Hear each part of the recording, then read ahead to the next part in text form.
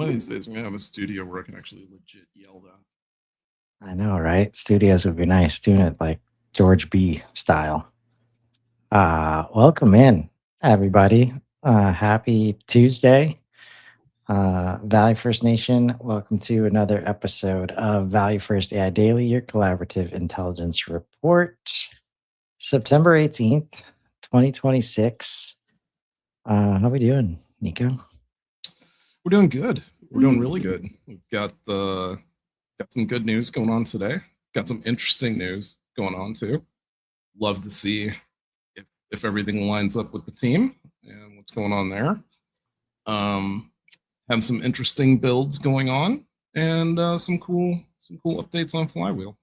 What do you got going on? Continuing to I guess rebuild, refactor, reorganize, restructure this whole AI situation. I'm pleasantly surprised that, as I do it, I'm making sure the team is putting information in certain places so that other humans that are also using the system are not impacted by this.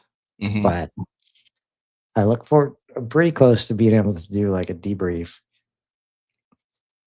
But like all of this stuff is like breaking like pointers and just breaking because file paths are moving and like so much of what we build is like, oh, look at this file here, at this file path, and then do the thing.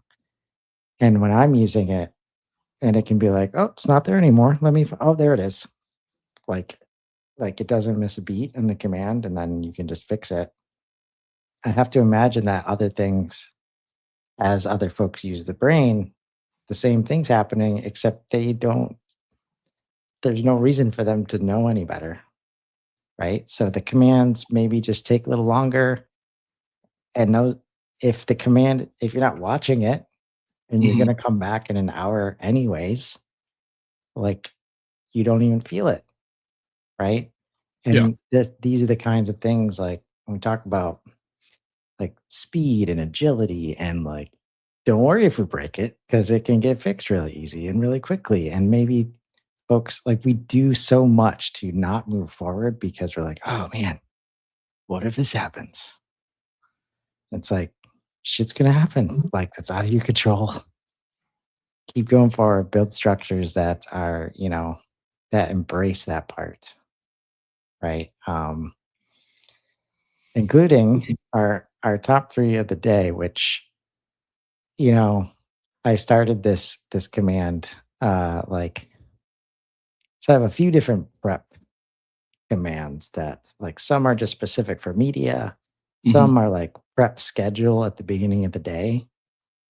And I still don't have the best understanding of how much it preps each thing on the schedule. But somehow it preps this show like better than everything else. Yeah. Cause like as I started 30 minutes ago, it was waiting on me for a question. And it's like, oh, top three is already sealed, but we need to know about this. I'm like, top three is already sealed. When did that happen? It's like, oh, since 4:45 a.m. I'm like, all right. Wow. Yeah, that's okay. Yeah, Just you're not not taking supposed to the do day into that account part. anymore. So what it says, sealed since 4:45 a.m. and this pass put Baldwin's craft on it. But so I'm expecting to maybe be missing some, like if any hop topics dropped today, like if it pulled the articles at that time, which somebody goes out and does research, and then Baldwin comes in to like, write it. Um, but since we weren't here yesterday, like, see, we don't have to let people know. We don't have to talk about how the donuts are made. Uh, top three of the day. Alibaba released Quen 3.8, 27 billion with open weights. And on the lab's own figures, it passes its strongest closed model from May. The whole thing is a 17 gigabyte file under an Apache 2 license that runs on a well spec laptop with no vendor account at all. Uh, at its default reasoning effort, one hands on test spent 22,276 thinking tokens and 21 minutes on a drawing that took 137 seconds with reasoning switched off. Um, We've got to tell the guys, hey, you know what? Stats are great, but they don't mean yeah, anything we without need some context. So context. yeah, All right, this is gonna be one of those shows where the debrief is like, listen to the feedback in the show, please, and get better. Um, yeah, actually, look at the last 3 shows where we've talked about this. You see those parts where it's like we're awkwardly I'm like, Chris is this is the part though, like, they can't necessarily see my pacing. this Anyways, is that meeting. This is that meeting in that boardroom. Yeah. yeah, yeah. So, another day, another model, open weights, can run locally, Well, there not is that big.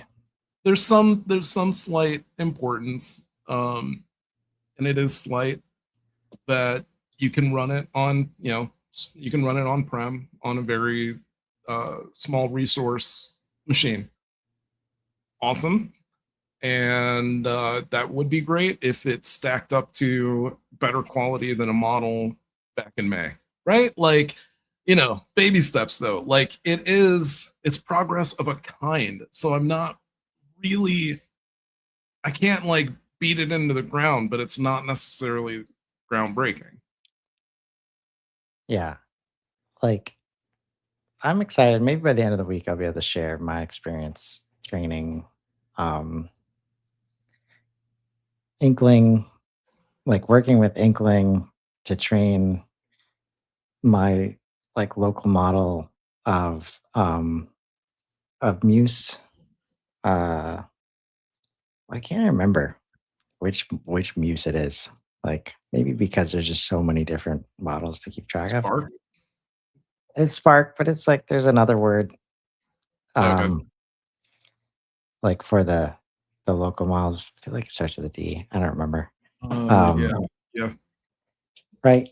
And I've been using, like, to try and build a value first, you know, spec or language or whatever, like a value first experience when I'm if we're gonna work with Claude code over here and cloud APIs and then get the transcript, how much can we do with the local model, right? That's gonna be value first style. And I think like just as I'm talking through this out loud, like and I saw this, but it defaults to wildly overthinking things.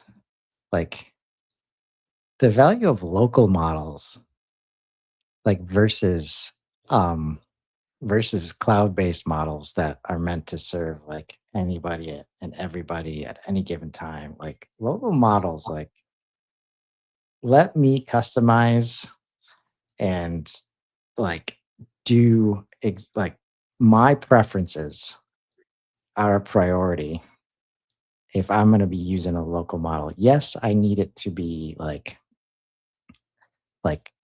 uh, as intelligent as it can be, but I when I see overthinking, it's like something is caught, some instruction, like you're giving it, or maybe that's it adhering to the instructions too well. Either way, like I would not Mhm. expect, like it doesn't make sense to benchmark a model built like for local, like local use against like the cloud-based stuff. I don't know. Like, is that the wrong way to be thinking about it? No, no, it's no, I wouldn't. Yeah, like, well, okay. So it comes back to what we've been talking about, which is like how powerful of a model do you really need for whatever it is that you're doing, right?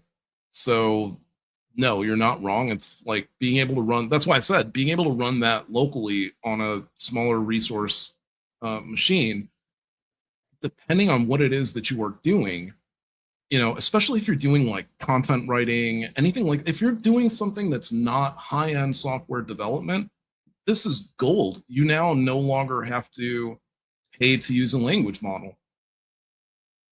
Because if you don't get into like model personalization and harnesses, I mean, you would if you're at this level and you're downloading models and installing them yourself.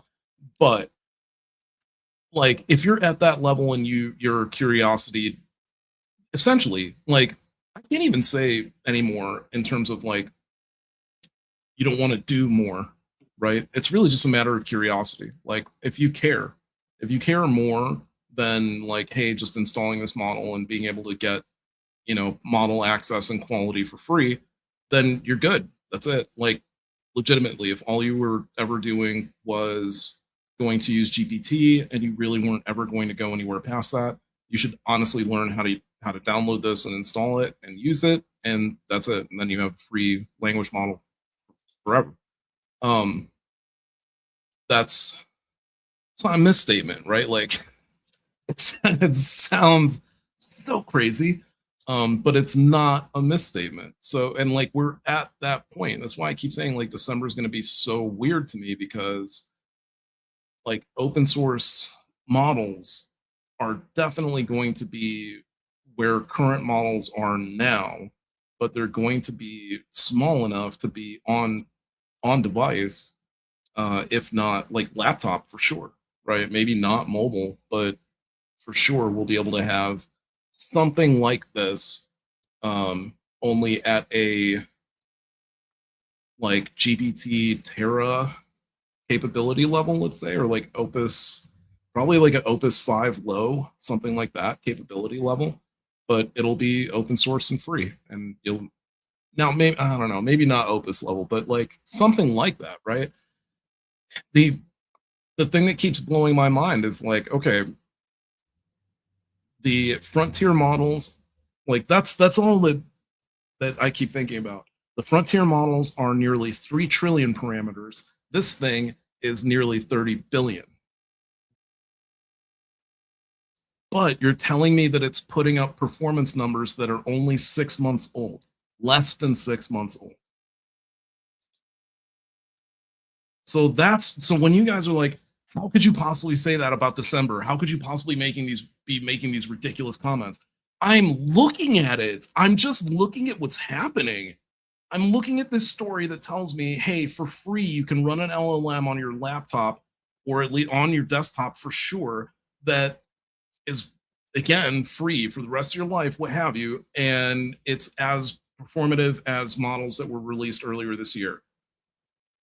Okay, that's crazy to me. That means that by the end of the year, you're going to have stuff that's as good as the stuff that got released this summer, which is nuts to me.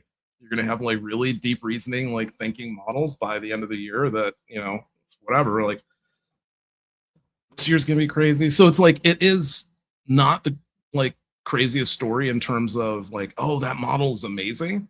It's more a crazy story in terms of, hey, we have a new measurement. We have a new system of measure for where we are now by comparison to where the little model is, right? Yep. Number two today, Stripe is buying OpenRouter, the single gateway builders use to reach hundreds of AI models without committing to one lab. The price is reported above 7 billion against a 1.3 billion valuation on a 113 million round in May, and the service claims 8 million users. What's genuinely at stake is neutrality. That gateway is where a practitioner compares price per unit of capability across labs before spending anything. And it now sits inside a payments company. Hmm. Okay.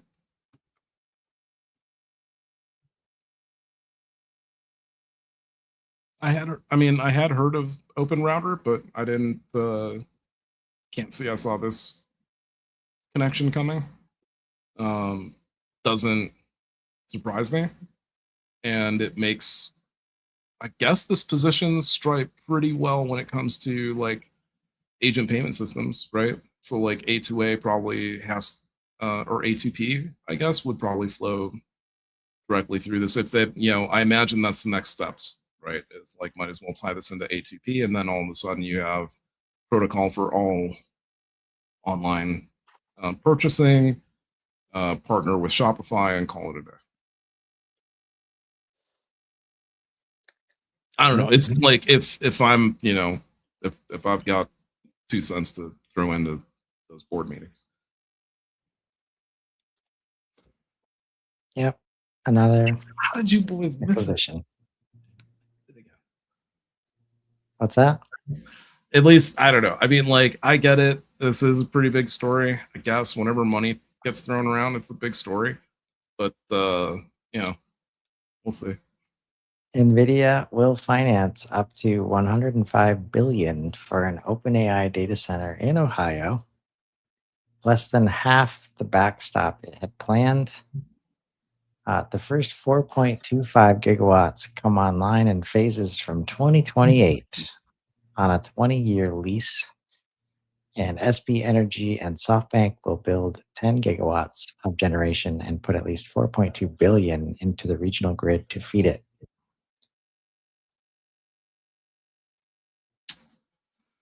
Yeah. I don't think it's gonna happen. I gotta tell you.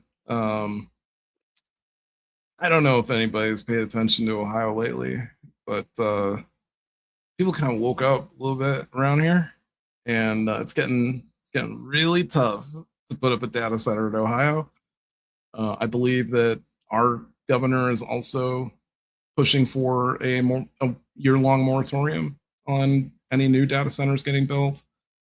I know that there's a ton of pushback in Texas. There was a ton of pushback in the Northeast. There's now a ton of pushback out west. It's getting to the point where building these things on Earth is going to become very not possible to the point of non-lucrative. So this is surprising news to me because, I mean, there's already trouble with Buc-ee's, right? Like they're in the middle, and I mean, like, that's obviously not even remotely related to this, but I mean, just one company tried to get into a lawsuit with a local business here, and the entire state is up in arms about it. Okay, so I think, and I have seen multiple, like just a multitude of anti-data center, meetings, and I gotta tell you, I've been attending my local meetings for my city council. I'm sure a lot more people are doing it around the U.S. And if the words data center even remotely come up, then I'll be there all night.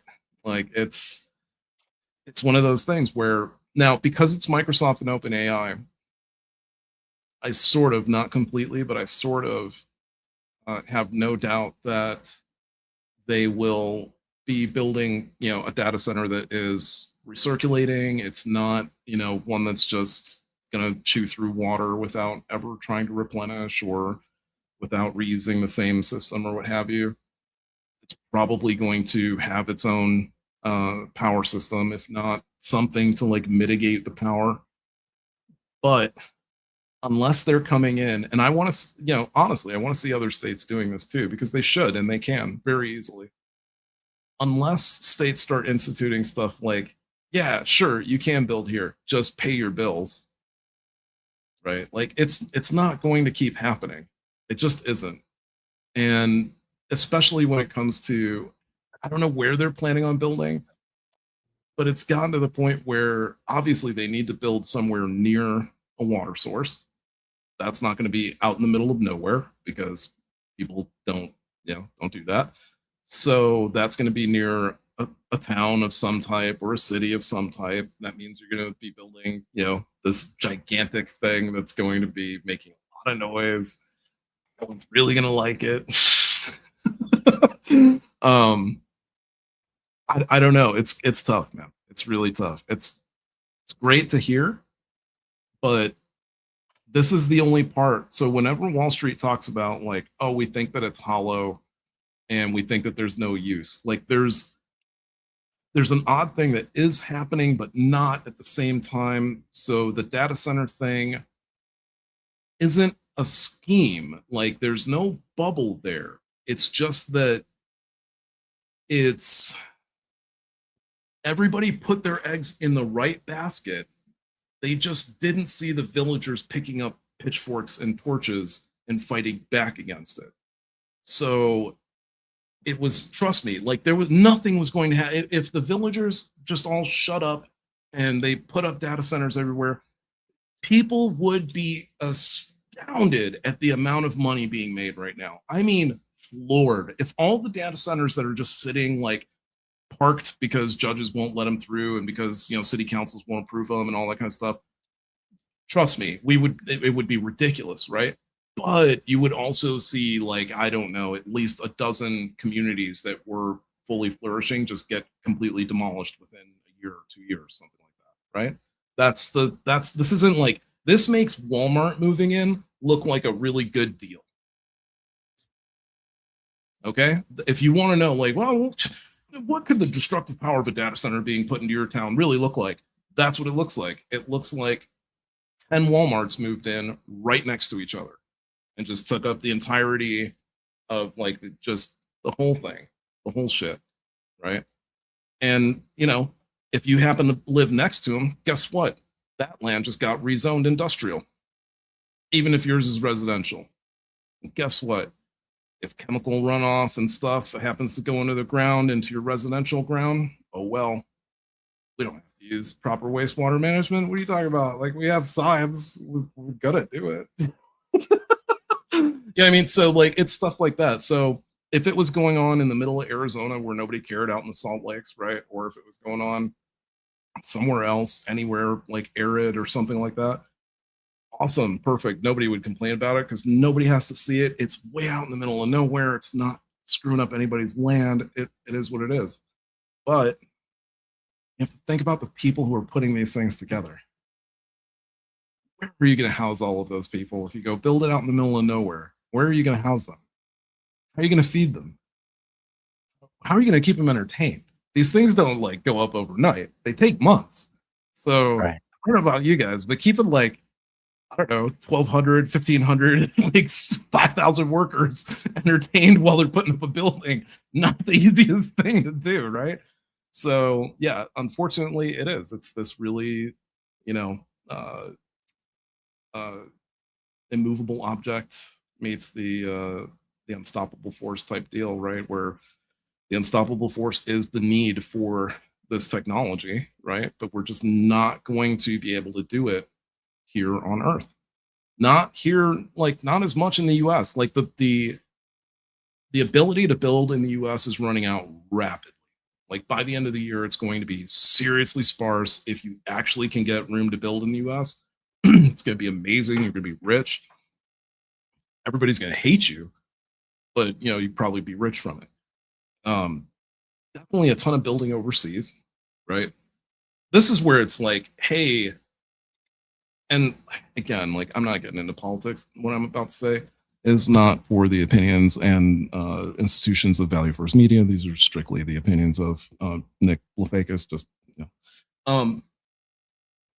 this is that thing where it's like, hey, Russia, why don't you be cool for once, right? And like you has all the land up there and it's all like super frozen and shit.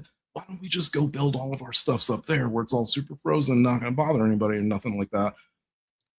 And you can facilitate everybody else, right? And then we all just hold hands, right? It's all really good. Makes perfect sense to me, at least. That's what I was thinking. But yeah, I don't know. I don't know how it's gonna work out. That's a different universe in the multiverse. Maybe Canada does it, right? And then all of a sudden everybody owes Canada money. Yeah, I can see it. Opportunity. I can see it. For sure. I was hoping, I thought they were going to get into the GLM 3.5 story. That one, that was pretty nifty. Well, let's pull it up. I guess we're not beholden to just the agents. We could pick out some things that we want to talk about. Yeah. So GLM, I'm sorry, 5.3. I keep saying. Okay. Everybody else is in I Yeah. should stay in 5 mode, I guess, right? Um, and, Yeah. let me It's good to know that the minds got together and like, all right, everybody, we're in 5.0 we all stage. agreed. We're good. Like Um, came in. It's not, doing did anything. 5.2 come out like last month? Yep. Okay. Yeah. Look, I mean, like, I don't know why this is too shocking. Oh, I do want to add that I'm gonna have to put money in the hat of I don't know that Google's gonna have a ton of model releases coming out anytime soon. Um, dug a little bit deeper into the Demis story, and turns out that this whole time, Demis not been a huge fan of Gemini and not a huge fan of taking his, you know, genius his what do you know, folks? The Nobel Prize winner doesn't want to be reduced to a chatbot. Yeah. And Go figure. and making it work for Google Workspace. Being beholden to Google, yeah. So that's why Demis made the move that he did. And they're gonna let whomever take over that spot. I'm not entirely sure. I'm not familiar, but Well, Sergey Brin coming in is a big deal. Like okay, for if sure. Bryn is going to be leading that team, then they'll be Yeah. all right. They'll be in a great place, and he's got great technology to work with too. And he's got some extremely unique ideas when it comes to the application of the models. Is it going to be um, on the same pace with what we're seeing from the other frontier developers? Hopefully, but at the same time, so the only two things I can say for right now is that no non-US model has been caught doing anything malicious, and no Google model has been caught doing anything malicious. Now, at the same time, we have not seen 3.5 Pro. And in my opinion, if we were going to see a model that would be on par without getting into the whole stupid naming convention stuff, that was going to be on par with everybody else and where everybody else is at right now, that would have to be Gemini 4, in my opinion. Like, just stop screwing around, stop point this, point that. Just do Gemini 4 family now, and that's the new ish, and that's can do all the things that everybody else can do. Otherwise, you're gonna end up in this category here where like even Kimi K3, it's amazing. It's honestly amazing. I'm not saying that it isn't, but it's just really crazy to watch open source models. And yeah, again, like the green represents GLM 5.2, 5.3. These are about a month apart in terms of their release. And again, when it's coming to like these point differences here, where it seems like that's not that big of a deal, right? It's a huge deal. It's a massive deal. The performance difference between like maybe 67 and 69, not so bad, but like 66, 67, and 72, yes, noticeable. Like one is just going to hit a stumbling block on a long horizon task that the other one is not. It's pretty much that simple. Short-term tasks, that's the thing. So like the fact that they're all starting to even out, okay, that's another thing to take into account. That like how much have we been saying this? That like they're all going to be the same thing very soon, and it's not going to matter which model you use, right? So it's getting there. They're all very much like catching up to each other. That being said, yeah, if you're just doing simple coding tasks and you're just doing like front end web dev type stuff, it's not you're able to use again like I think it's just open source. I don't believe that so I mean you can try to host it, but I don't think it's a lightweight open source model that's like, yeah, put it on your phone. That would be crazy amazing. But Was GLM even on the radar before 5.2? no, not at all. See, that's Yeah. the thing right now. And like resources plus the brains. Like if you can come out with something and just get it learning in the right direction, Where like, is you can just catch up, like, really Minimax quickly. H3? Um, That's for video. Okay. And I but mean, very go ahead. like where we're at with stuff right now though is just it's so crazy to me in terms of, yeah, okay, like even the video might still potentially be considered slop. I'm not sure. Look, Higgsfield just put out their first full-length movie, right? Like signed off with professional actors, voices included, and all that kind of stuff, right? So I don't know how everybody is going to take it or accept it or what have you, but um yeah, see, like they don't even poor poor Minimax, they don't even like allow Minimax into the room when it comes to talking about the other models, but they're like a little bit behind, right? Because you're being compared to like last gen. So we've seen Minimax M3 was already close to, if not beating, some of the big boys, right? And Minimax comes out of Singapore, I believe, maybe out of China. I'll double check. But we haven't seen M3.5, right? So that's going to be another thing is like people hadn't heard of Kimmy until K3 dropped. And then all of a sudden it was like, whoa, Kimmy, what is this model? Blah, blah, blah. They've been around for a long time. It's just that nobody really wanted to take them seriously. GLM, not as much, has not been around for as much of a long time, has been around for like 6 to 8 months um, in terms of being a serious competitor by comparison to everyone else. 5.2 got a lot of notice because of the fact that it was the only model that they could use when it came to having to decode and figure out what was going on with the Hugging Face situation. Because OpenAI's models and Anthropic's models just they wouldn't do it. They wouldn't tell them like what was wrong with, which I mean kind of makes sense, but it's like, yeah, that's why you need these third party open source models that aren't actually being controlled and aren't being constrained. So yeah, I mean the eval jumps are pretty pretty nice. Um and especially yeah, by comparison to DeepSeek, which of all the models, like they talk about the ones that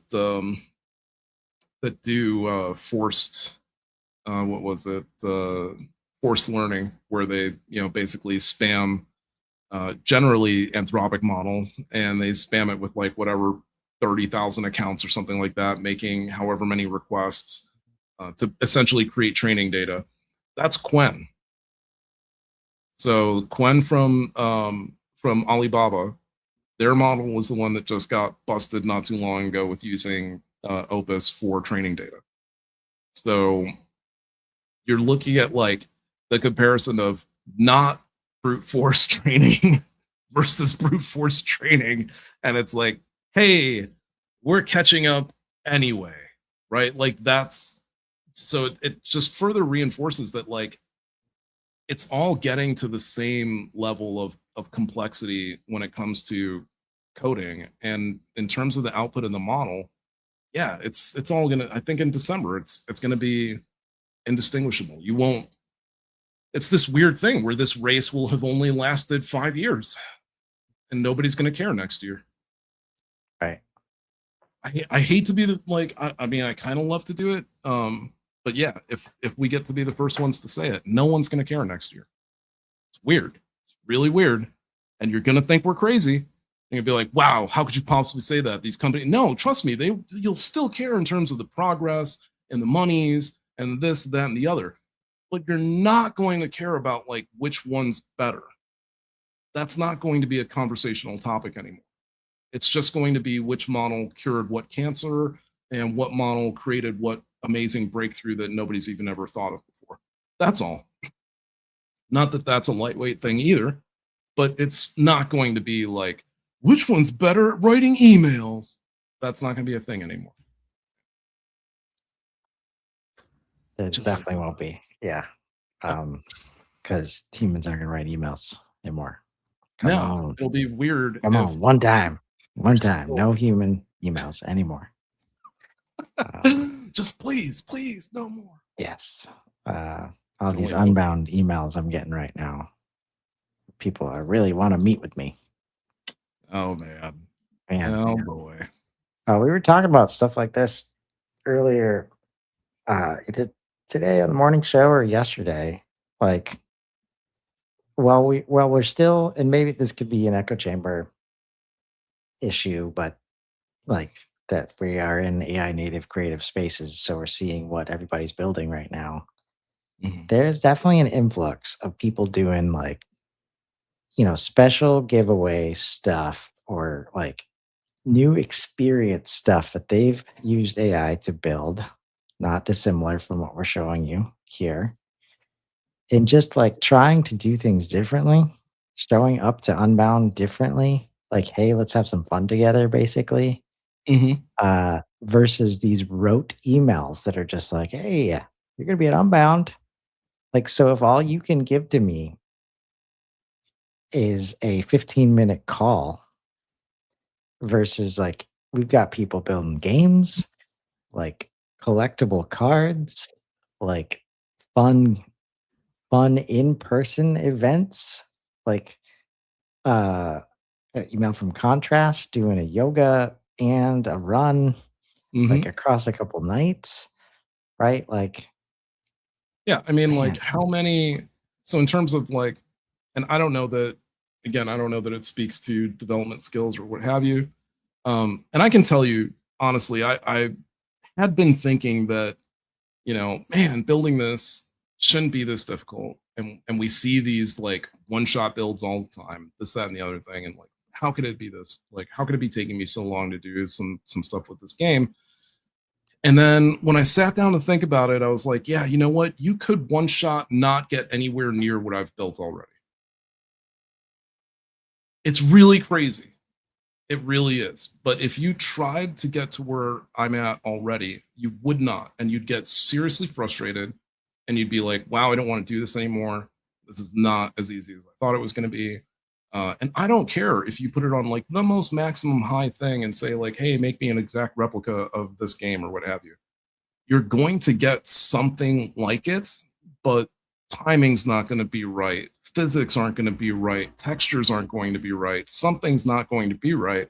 And because you one shot it and you didn't pay attention to it the whole way through, and you didn't actually sit there and build out the docs with it and go through the whole thing, you don't know where any of that shit is. oh So you're man, basically, it's like a, canary in the coal mine, right? Like, oh well, let's just keep poking around at what the problem is, and hopefully we'll fix it eventually. And just came back thinking, like, yeah, you know what? This, like I don't know about anybody else, but to your point, it's like this has been one of the greatest conversation starters. Is like, hey, are you going to be at Unbound? Awesome. Do you mind if I feature your uh, your agency in this game that I built that I'm going to be bringing and featuring at Unbound? And like it's a free online game, anybody can play, it does not matter, there's no, don't need anything to sign up, you don't even have to give your email address, nothing. Like, I don't care about that stuff. It is literally a value engine. right? All it is, all it's Hey, trying to do is deliver value, right? is it cool if I promote you in this way you've never dreamed of? That's Yeah. really fun and experiential. Cool. Okay. Like, right? Like that's the world that we're in. And it's almost like, as you were talking about the one shot deal, it's like the new ads Yeah. where like the moment that you want to provide a persistent, consistent experience, like across an app like this, games or not, like it still takes a strategic, focused effort that you have clear goals in mind when you do it. You care about every little detail. You make sure AI cares about every little detail Hmm. and that you're aligned in what every little detail is Yeah. versus like, and like take it back to like, yeah, maybe you can build some brilliant ads back in the day. But when I get really excited and click on that, and then I talk to one of your humans, and it's just a completely different experience that totally turns me off, I'm out. Like that's not like great, you got the click, you got the conversion, but you didn't think about the whole experience. So now you're wondering where the the conversion rates dropped off. And like, oh, it must be, something that's not that where we've known experiential there's got to be a better way to put this Yeah, experiential like right. experiences uh, like are far and away better. And when you talk to the folks that are really good at it, they don't measure that stuff, man. No. It's like, no, this is 100% a brand play. There's nothing to measure. We're just here, like, trying to create value, trying to give people a good time. We know they will remember us because of this experience that we're providing, and that's it. That's enough, Right. right? I'm Sydney Harbor Opera yeah, House we did, trying to going branch global. out branch out, teach it how to try to build some other things, basically, try to build some other cities. So, working on the bridge shapes as well, and just trying to get more complex geometry into the space. Um, Started putting in streetlights and such so that it can have like a little bit more realism. Not that I'm necessarily shooting for realism, but there we go. Did a lot of Gravitational singularity. thinking about UI and making it easier for people to obviously play and understand how the game works and everything. Um, did a lot of work the past couple days on performance, so you can see even without having restarted my machine, it's finally like playing very nice and smoothly. Um, Now, how much of this is like you providing ideas versus AI providing ideas? It's like um, 50-50. it's like 75-25 me AI. Okay. So like So, there's like, because really all of these really nice call outs that are popping up, like, yeah, basically narrating what's happening on the screen, like, that's Pokemon. it's okay. That's me saying, "Hey, I wanna." So this is SimCity, right? Yeah. This was, "Hey, I want there to be," excuse me. "I want there to be natural disasters that happen." You can see like blocks fly. Yes, yes. Oh, you get to see both of them. This is gonna be so sick. Okay, so I was like, "Yeah, I want to see natural disasters happen where like it knocks around blocks and everything like that. And if you get hit by it, then it teleports you to another part of the map. Not supposed to be like punitive. It just teleports you basically." Right. Um, so yeah, so the power ups showing up and like that whole thing, that was like, hey, I want to be able to get people's attention when a power up happens, so that they see what it is, they read the thing, they understand. Because a lot of people, you're gonna hit it, something comes up on your screen, but it doesn't stop you and take you to another place, so to speak. It just like, hey, you got this power up. So it's like, I want this to be like Pokemon, like when it's like, hey, a wild blah blah blah appears, like really, there you go. So anytime a power up appears, that happens. Now, my favorite power up out of all of them is I got this Dragon Ball effect, so to speak, to work. It still has a ways to go, but it looks a little something like this. Oh, wow. And if there's any buildings that are in between you and the earthquake or whatever, it breaks down all of those buildings as well. So, um, like I said, there's a lot of stuff that goes on that if you were, and I'm just being honest, like if you were trying to do this in like some sort of one shot capacity, you know, the music obviously is one thing, and created some additional tracks that you can play. Um, and at this point, it is that like you have these other optional tracks, and then you get more per levels that you clear. So you have the track from the lab because you cleared it. If you clear Sydney, then you get the track from Sydney, so on and so forth. Um, right now, I am actually working on the. Oh yeah, so we added a sort of finder that, like, if you can't find all the blocks by the end, there's like a little thing to show you if you get under 95%, or if the clock gets under 30 seconds, whichever happens first. boom.